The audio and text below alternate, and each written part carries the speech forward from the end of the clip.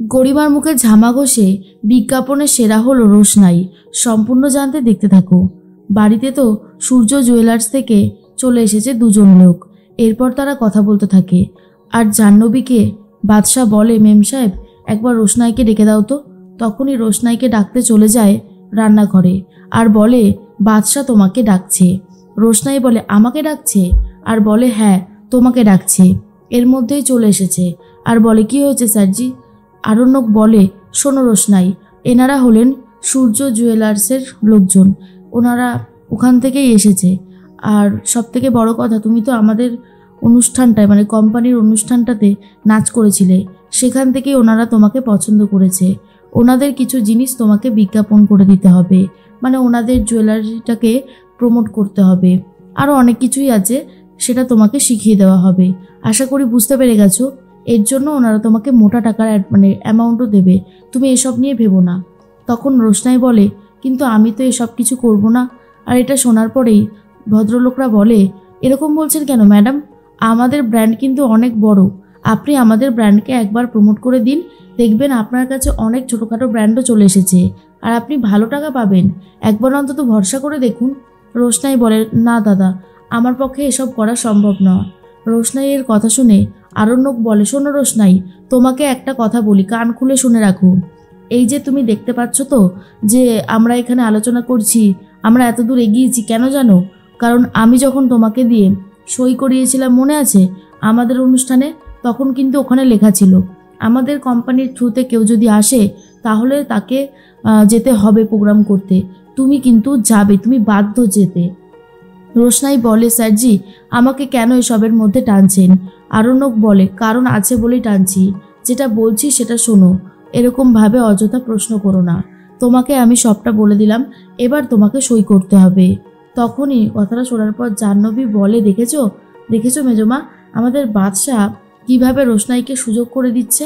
তখনই বাবলু বলে, আমার মনে হয় এটা মানে আমাদের বাদশাহ করেনি। আসলে ওই যে কোম্পানির থ্রুতে এসেছে বললো, কন্ট্রাক্ট আছে না, এখন বাদশাহ তো আর না বলতে পারবে না। কি ঝামেলার মধ্যে পড়ে গেল।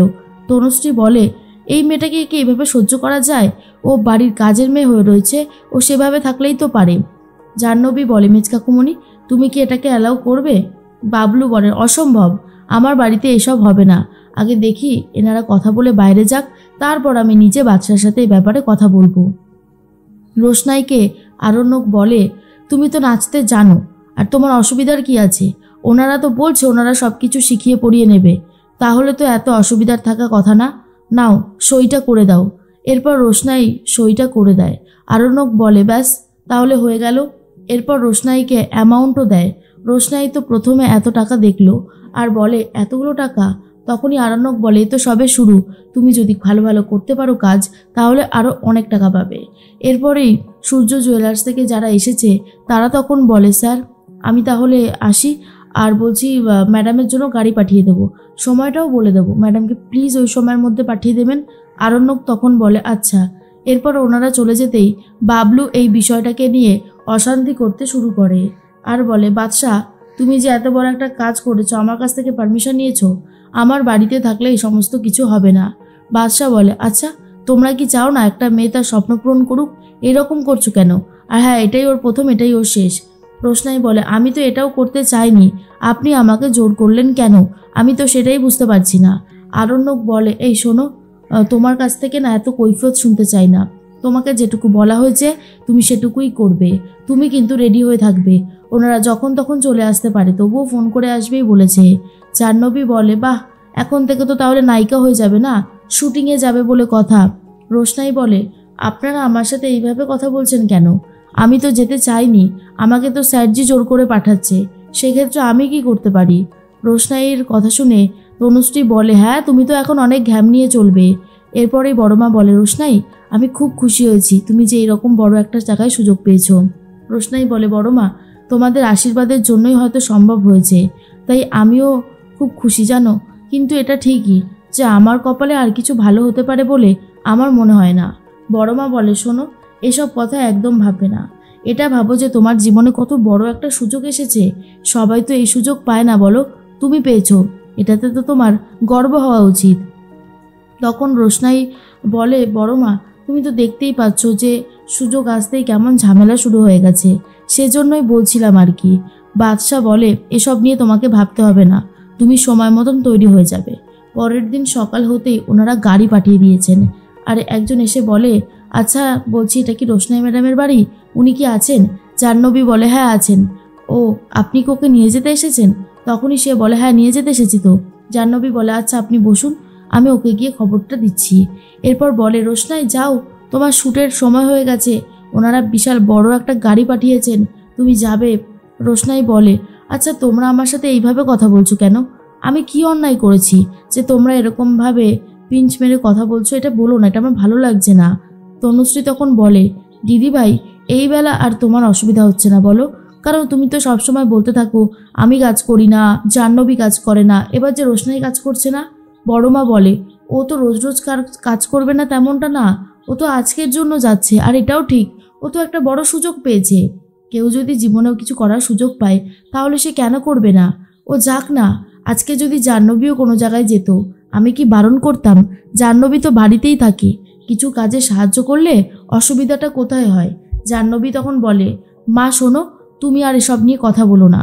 এর মধ্যেই আরণ্যক তখন বলে, এই যে রোশনাই, অনেকক্ষণ থেকে তোমাকে আমি বলছি, ওনারা তো বাইরে দাঁড়িয়ে আছেন, ফোন করছেন আমাকে, নাও ঝটপট তৈরি হয়ে নাও। তখন বাবলু বলে, শোনো বাদশাহ, তোমাকে একটা কথা বলি, রোশনাই এই প্রথম যাচ্ছে কিন্তু আর এই শেষ, কথাটা কিন্তু ভুললে চলবে না। তখনই আরণ্যক বলে, বাবা তুমি তো একজন লয়ার, তুমি খুব ভালো মতন জানো কন্ট্রাক্ট ভাঙলে কি হতে পারে, তাই কন্ট্রাক্ট তো ভাঙা যাবে না, যতদিন পারবে করবে, পারবে না করবে না। এরপর ছোটু বলে, রোশনাই কারোর যদি ট্যালেন্ট থাকে সে ঠিক একবার না একবার সুযোগ পাবেই, আর তোমার জীবনের সেই টার্নিং পয়েন্টটা চলে এসেছে, তোমাকে কিন্তু করতেই হবে। আমরা সবাই তোমার পাশে আছি, আমি আছি, তোমার বড় মা আছে, মিনি আছে, আমাদের কথা ভেবে তোমাকে করতে হবে, তুমি পারবে, সেইটুকু ভরসা তোমার উপরে আছে। এরপর সবাইকে আসছি বলে রোশনাই বেরিয়ে পড়ছে, চলে গেছে শুটিংয়ের জায়গায়, মেকআপ শুরু হয়ে যায়। আর আরণ্যক তখন বলে, আজ আমি যাব, আজ আমি গিয়ে দেখব তুমি ঠিক কীরকমভাবে পারফরমেন্স করো। আজ যে আমার খুব আনন্দ হচ্ছে, তোমাকে একটু হলেও সুযোগ দিতে পেরেছি বলে মনের ভেতরটা অনেক বেশি ঠান্ডা হয়েছে। এরপরেই শুরু হয়ে যায় শ্যুট। আর রোশনাইয়ের শ্যুট দেখে তো আরণ্যক খুব খুশি হয়ে যায়। এমনকি টেকনিশিয়ানরা, ক্যামেরাম্যানরা বলতে থাকে, গরিমা ম্যাডামের অভাব তো বুঝতেই দিল না এই ম্যাডাম তো গরিমা ম্যাডামের থেকেও ভালো আরও করে দেখালো। সত্যি ম্যাডামের ট্যালেন্ট আছে, বলতেই হবে, গরিমার থেকে বেশি ট্যালেন্ট আছে। রোশনাইয়ের প্রশংসা সবাই করতে থাকে, আর রোশনাইকে নায়িকা হবার জন্য সুযোগ দিচ্ছে সবাই। আর এই খবরটা জাহ্নবী ফোন করে জানিয়ে দেয় এই গরিমাকে। সবটা জানার পর তো গরিমা রীতিমতো অবাক হয়ে যায় যে সেই রোশনাইয়ের এত ট্যালেন্ট, আর এটা তারা মেনে নিতে পারেই না।